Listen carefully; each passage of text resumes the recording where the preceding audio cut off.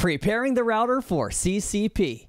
If we want to manage a router with Cisco Configuration Professional, the router has to be willing to accept those connections. In this MicroNugget, I'm going to walk you through exactly the steps you need to take to enable a router to accept connections from CCP. Let's jump in.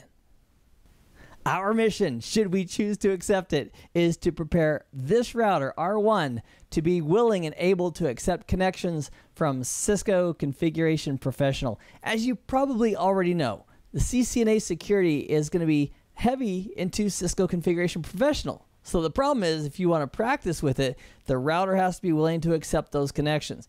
There's three things we're going to do. Number one, we're going to create a local user in the local database of the router. Local database is a fancy way of saying the running configuration on that router.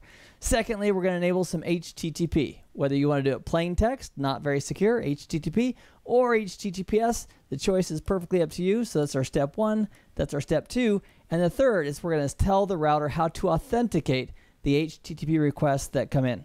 That's it. So let's bring in the router and let's do that configuration. So we'll bring in the router. The first thing we're going to do is we're going to go into privilege mode, which is privilege level 15. User mode is level 1. Privilege level 15 is privilege mode.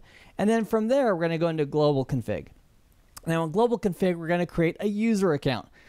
They call it a local user because it's stored locally on the router in the running config. So we'll create our first local user. We'll call him admin. We'll give him a privilege level of 15, which is privilege mode. And then we'll also specify his secret, which is going to be Cisco. That's his password. Next, we're going to enable HTTP. Now, you don't have to enable HTTP if you're going to use HTTPS, but HTTP server enables HTTP by itself. And the next command, IP HTTP secure-server, is what enables HTTPS. So you don't need both. You can enable both. In a production environment, you'd only want to run the secure one with HTTPS. Next, we're going to go ahead and tell the router how to authenticate users who are connecting via HTTP or HTTPS. So to do that, we're going to issue the command IP HTTP authentication and the keyword local, again referring to the local database. And now we got to test it out. So let's bring over a machine for verification. Let me get this window over here. This PC right here is on the 10.20 subnet. Let me bring him into play. Right there. Let's verify his IP address to make sure we have a good fighting chance of this working. So IP config says, yep, 10.20.12, and let's just verify the router's IP address too. So the IP address on this router is 10.201, and that's our default gateway. That's a good sign. Let's verify with the ping. I'll take a few baby steps just to make sure we have reachability, and we do. So to test that in one fell swoop, we can just open up a browser session. And we can go to HTTPS 10.2.0.1 and cross our fingers.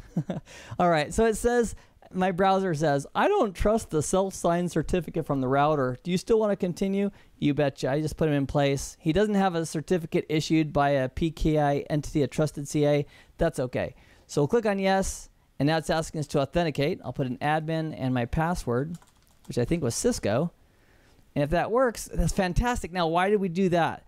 That is just to verify that we have the basic HTTPS in place. Now that that's in place, we can launch Cisco Configuration Professional, point our IP address to 10.2.0.1, and authenticate there.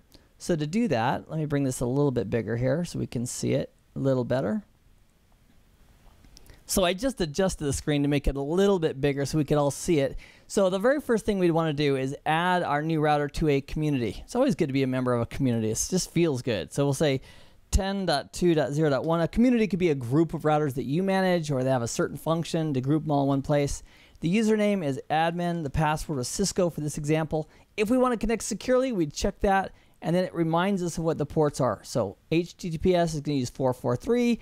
If we do it insecurely with port 80, it's going to use HTTP with no security. So I'm going to go ahead and authenticate with HTTP because this is a closed track. It's in a little demo lab I have going on here. So it's not going to hurt anything. I'm going to click on Discover All Devices. It's going to go out to the router.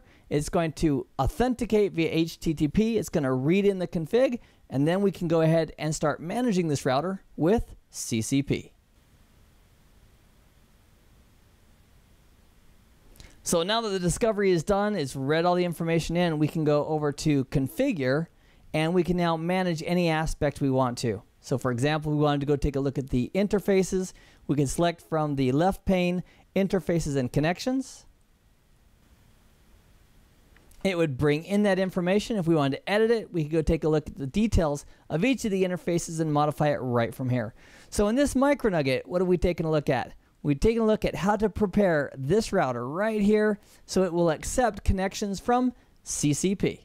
And we've done that by creating a local user, enabling HTTP or HTTPS, and then told HTTP how we wanted to authenticate inbound connections on the router.